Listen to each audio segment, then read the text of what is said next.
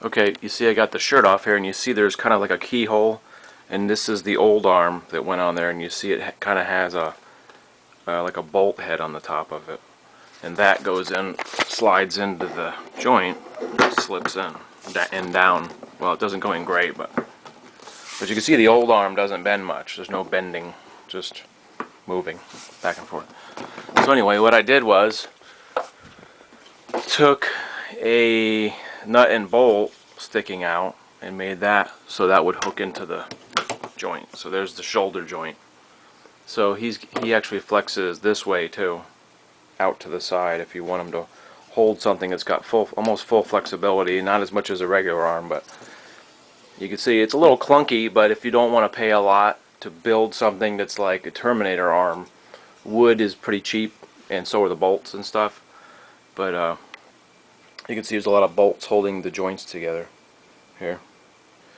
So in the next video I'm going to take apart the arm so you can see exactly what the pieces are and how they work. But it looks kind of funny like this, but you could take cardboard tubing and put that around the arm to flesh it out if you want it to look human, or you could just paint it silver and make it like a robot arm, because it already has kind of a skeletal Star Wars-y look or something.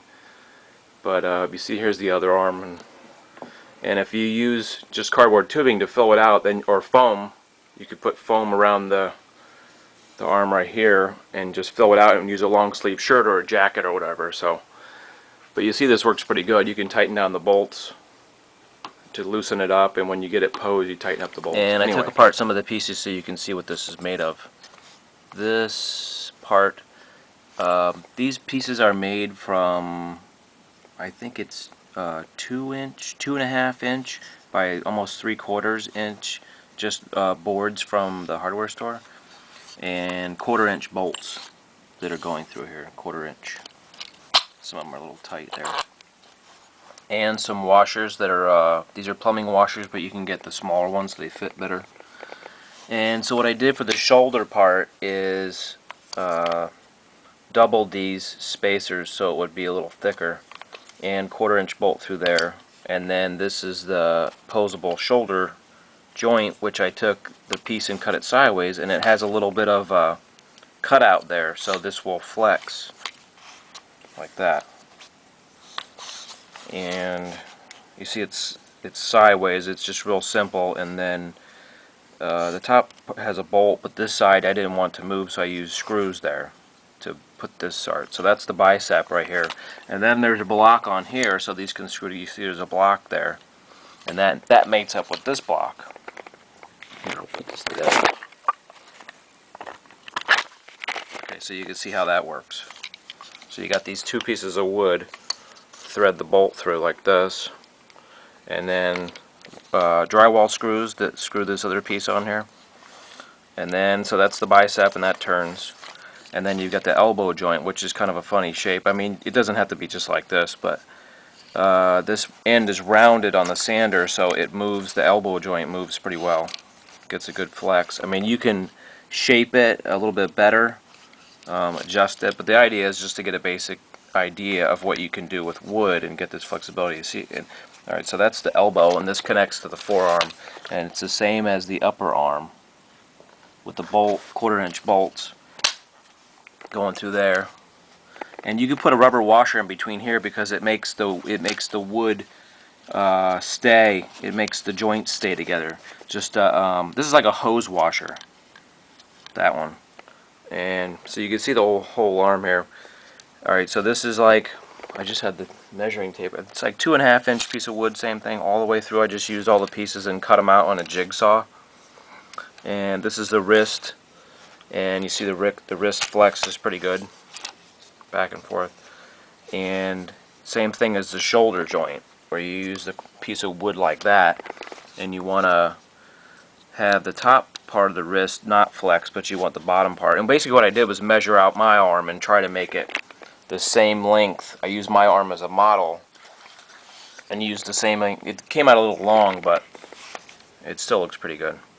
Alright, so then I traced out my hand for this piece of wood, so it was roughly about the same size as my palm, so I could put a glove on it. And you could see, well, it's my right hand, but it's laid out like that, and these fingers are made from wire. This is like steel coat hanger actually. Doesn't matter. Steel is a little bit more rigid than copper, but you can see there's a piece of this pipe. It's hard to do this with the camera and see.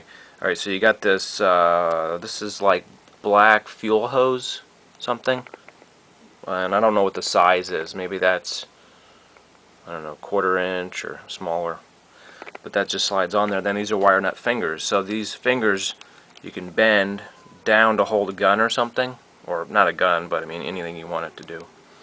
And then you got the opposable thumb, which is a little loose, but all I did was drill these in. But you can come up with a better idea. I mean, you could use anything, but then you just put the wire nut on the end of the wire to make the fingertips. And I've actually had gloves on this hand, which look pretty good when you put a glove on it. Then once you get the sort of the grip bent the way you want it, it looks pretty good. I had to put tape on this because it's cracked, but as long as you use solid wood, plywood doesn't seem to work as well because it kind of gets chipped on the edges and stuff. But in these, I mostly, so as far as the hardware, everything is like drywall screws. They're like 1.5 inch or 2-inch drywall screws.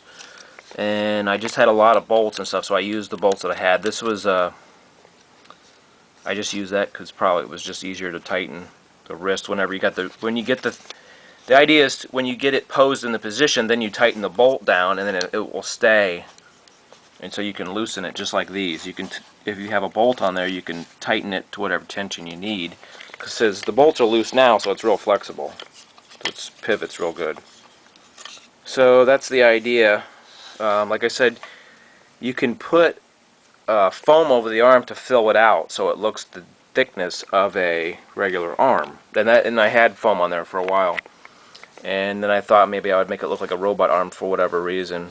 And so I left it. And you could carve this thing like you could use a thinner piece of wood here for the forearm and whatever, and put all kinds of designs on it, paint it silver or whatever you want to do with it, or make it look like a robot.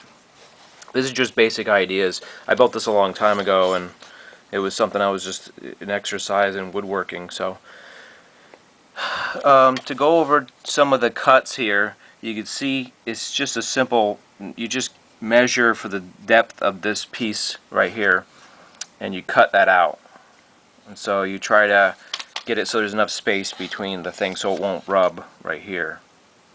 And some of it's just trial and error, cutting things out. If you make the wrong cut, you just sort of try to adjust it or get another piece of wood and recut it. Some of these are cut a little wide, and you can take a rubber, like I said, a rubber washer and fill that gap in, or take a steel washer or whatever. Rubber seems to work best because it has more grip, but you could take a washer and fill the gaps. So just depending on customizing, but it's a basic idea, and it didn't really cost much. The hardware maybe cost $5 for bolts or $10. And the wood, you could buy this whole piece of wood, I don't know, $8 at Home Depot or Lowe's or something like that.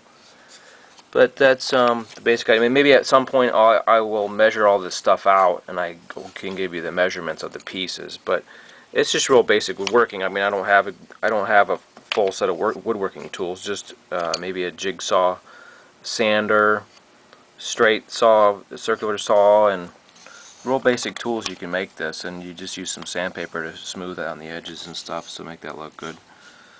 But that's it. That's the whole arm. Like I said, it's a little bit long, but it works well, and it can hold stuff in its fingers because they're flexible. So thanks for watching. Now here's my cat too. Bob wants to be in the video now. Don't fall down.